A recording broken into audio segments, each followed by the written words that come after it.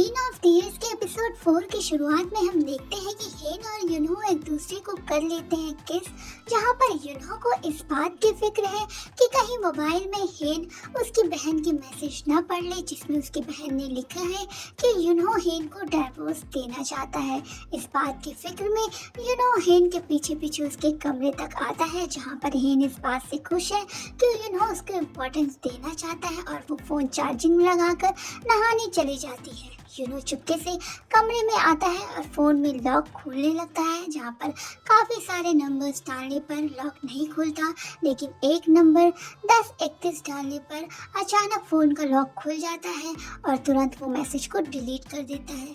वहीं पर हेन बाथरूम से जब निकलती है तो युनहो को अपने कमरे में पाकर वो शॉक्ड हो जाती है और ये सोचती है कि युनहो उसके बगैर नहीं रह पा रहा है, जहाँ पर युनहो उससे कहता है कि उसको नींद नहीं आ रही थी इसलिए वो बात करने आया था, लेकिन अचानक वो कहता है कि तुम सो जाओ, मैं जा रहा हूँ। युनहो वापस आता है और उसी नंबर के बारे में सोचता है, जहाँ पर फ्लैशबैक में हम देखते हैं कि ये नंबर आखिर है क्या। ये नंबर है युनहो और हेन के होने वाले बच्चे की बर्थडे जो जल्दी होने वाला था। इसी के साथ दोनों तैयारियों में जुटे होते हैं। हेन हमें दुखी एक बार फिर से दिखाई देता है। वहीं दूसरी तरफ हम ये देखते हैं कि युनहो का परिवार इस बात से सैड है कि किस तरह उसकी माँ ने उसकी सास से बात की थी, यानी कि हेन की माँ से, शादी के वक्त, जहाँ पर हेन की माँ इस शादी से बिल्कुल भी खुश नहीं थी। इस बात के साथ साथ अगले दिन सुबह हेन और युनहो एक साथ कॉफी पीते हुए हमें नजर आते हैं, जहां हेन के हाथ में जूस देखकर युनहो हो जाता है शॉक्ड, क्योंकि वो हैंगओवर उतारने के लिए पी रही होती है जूस। जहां पर युनहो हेन को तैयार होता देखकर उसकी ब्यूटी में खो जाता है और बार बार उसी को देखने लगता है। युनहो से हेन कहता है कि तुम इसमें बहुत ही ज़्यादा प्रिटी लग रही हो, जहाँ बाहर आकर भी दोनों एक दूसरे को ही देखते रहते हैं, जहाँ पर युनहो बार बार हेन को इस वजह से देख रहा है कि क्या उसे एक बार फिर से हेन से मोहब्बत हो रही है। युनहो इस बात को खुद से नकारते हुए दिखता है और साथ ही साथ उसके चेहरे पर एक मुस्कुराहट भी दिखती है, जहाँ पर मॉल में युनहो देखता है कि हेन सीढ़ियाँ चढ़ रही है और अचानक गिर पड़ती है और उसके मुंह से तेजी से आवाज निकलती है। हेन ये देखकर हेन इधर उधर देखती है, आखिर ये है कौन। जहाँ पर फ्लैशबैक में हम ये देखते हैं कि हेन को युनहो गिफ्ट करता है एक वाइट शूज, जो कि बहुत ही ज्यादा कंफर्टेबल होते हैं, क्योंकि हेन को अनकंफर्टेबल वो नहीं देख सकता। युनहो के दिए हुए जूते हेन पहनकर आती है। जब वो यून के साथ हेन को देखता है युनहो तो वो जेलस होता है और इस बात को डिस्कस वो अपने फ्रेंड से करता होता है, जहाँ पर उसका फ्रेंड कहता है कि तुम अब भी उससे प्यार करते हो, तुम्हारा दिल अब भी उसके लिए धड़कता है, लेकिन युनहो इस बात को मानने से इनकार कर देता है। अगले पल हम ये देखते हैं कि यून के साथ हेन गई है मिस्टर हरमन से मिलने और एक डील साइन करने, जहाँ पर मिस्टर हरमन को हेन ब्लैकमेल करती है कि वो उसकी गर्लफ्रेंड के बारे में सब कुछ जानती है, जो कि युनहो से ऑलरेडी पता चुका होता है। इस ब्लैकमेलिंग के साथ वो डील को करती है लॉक और वो यून को शुक्रिया अदा करती है कि उसकी वजह से उसके सारे मसले हल हो गए हैं और इस कंपनी में वो एक अच्छे मुकाम पर ले जाएगी, क्योंकि उसका सपना ही है। जब घर आकर हेन युनहो से मिलती है तो हेन युनहो को ये सरप्राइज देना चाहती है कि मेरी रिकवरी की रेट 51% से ज़्यादा हो रहे हैं, ऐसा उसने रिसर्च किया है। ये पढ़कर युनहो बहुत ही ज़्यादा शॉक्ड हो जाता है। हेन इस बात से खुश है कि वो बच सकती है, वहीं पर युनहो इस बात से परेशान है कि कहीं उसकी हालत पहले की जैसी ना हो जाए। हेन के पास से युनहो अपने रूम में जाता है और इस बात को वो सोचता ही होता है कि किस तरह अगर हेन के साथ युनहो का डाइवोर्स नहीं हुआ तो उसकी लाइफ पहले की तरह हो जाएगी और वो सबसे नीचे रहेगा, ना ही किसी से अपनी बातों को कह पाएगा और ना ही हेन से भी बात कर पाएगा, और हेन को अगर वो छोड़ता है तो वो उसे मार देगी।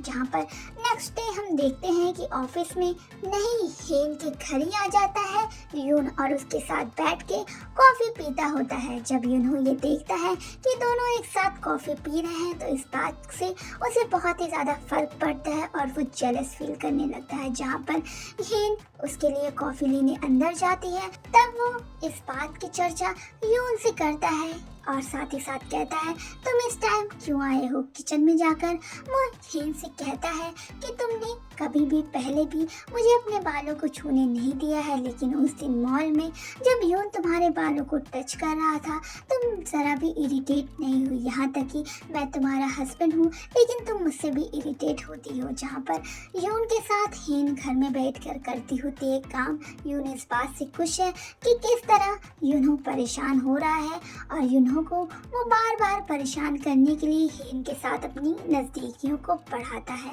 जब रात में हेन अपने ऑफिस से घर आती है तब उसकी माँ के साथ उसकी एक बार फिर से हमें बहस दिखाई देती है। जहाँ पर दोनों के बीच में बहस होती रहती है वहीं पर आ जाता है हेन यूनहो और ये देखता है कि इस बहस के बाद हेन की तबीयत हो रही है खराब और वो आकर हेन को पकड़ लेता है और उसकी माँ से कहता है कि अभी हेन की तबीयत ठीक नहीं है सुबह से और वो इस वक्त आपसे बात नहीं कर सकती।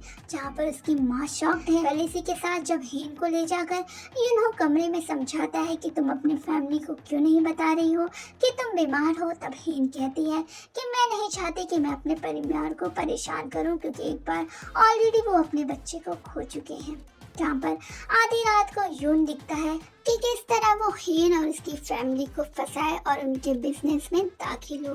वहीं अगली सुबह जब हेन आती है अपनी ऑफिस में तब वो मॉल में देखती है कि एक कस्टमर उसकी वर्कर के साथ कर रहा है बदतमीजी और ये वर्कर वही है जिसे हेन ने उस दिन बाथरूम में देखा था, जो कि बहुत ही ज़्यादा रो रही थी। कस्टमर उसकी रखी हुई बॉटल्स को फोड़ देता है। जब उसे मारने चलता है तब हेन आकर उसका हाथ रोक लेती है और उसे सबक सिखाती है। साथ ही साथ अपनी वर्कर को कहती है कि इस तरह के कस्टमर से इस तरह डील नहीं करते, उन्हें तुरंत बुलाकर पुलिस में दे देते हैं। जहाँ पर वो कस्टमर इतना डर जाता है और साथ ही साथ पुलिस आकर उसे ले जाती है। उसकी वर्कर उसे बहुत ही ज़्यादा शुक्रिया करती है। यहाँ पर जब यूनहो के पिता इलेक्शन में खड़े होते हैं तब वो हार रहे होते हैं वहाँ के खाने की वजह से, क्योंकि अदर पार्टी बहुत ही ज़्यादा खाना फ्री में दे रही थी। जब क्वीन की एंट्री होती है और यूनहो के गाँव में तब वो अपने ससुर को पापा कहकर बुलाती है और साथ ही साथ कहती है कि इनके लिए मैं बहुत ही ज़्यादा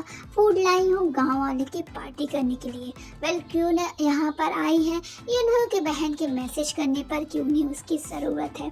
क्वीन यानी कि हेन गांव में आकर सभी को पार्टी देती है और गिफ्ट बांटती है। जब यूनहो को इस बात का पता चलता है तो वो दौड़ा हुआ गांव में आता है। जहाँ पर गांव में हेन यूनहो के घर पर आती है और उसकी पुरानी बचपन की चीज़ों को सुनती है। जहाँ पर एक गाने को लगाकर जब हेन सुनती होती है तभी उसकी मुलाकात होती है यूनहो की बहन के लड़के से, जिसे मिलकर वो बहुत ही ज़्यादा खुश होती है। वो उससे कहती है अपने वर्कर से कि इसे ले जाकर गांव में हर जगह चक्कर लगाओ। वेल वो गाना सुनते ही होती है तभी वो गिर जाता है नीचे ईयरफोन और वो जब उठाने चलती है तब उसे लगता है कि वो इस दुनिया में है ही नहीं। उसे लगता है कि वो कहीं और ही पहुंच चुकी है। जहाँ पर यूनहो गांव में आता है और सभी से मिलकर खुश होता है और बार बार हेन के बारे में पूछता है।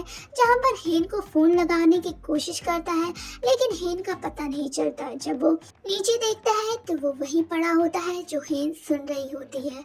वह साइकिल से यूनहो पूरे गांव में चक्कर लगाता है कि किस तरह हेन का पता लग जाए। अचानक हेन उसे सामने नजर आती है लेकिन उसकी हालत देखने वाली नहीं होती। वहीं पर यूनहो हेन पर चिल्लाता है कि तुमने आखिर मुझे बताया क्यों नहीं और तुम कहाँ निकल गई थी।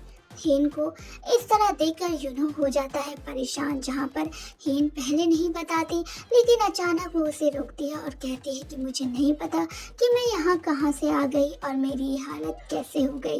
ये कहकर वो रोने लगती है। यूनहो उसे देखकर बहुत ही ज़्यादा परेशान हो जाता है और दौड़कर लगा लेता है उसे गले। यूनहो को हेन की ऐसी हालत देखकर बहुत ही ज़्यादा तकलीफ होती है और दोनों के आंसू गिरते हमें नज़र आते हैं। यूनहो को है हेन की अभी भी फिक्र।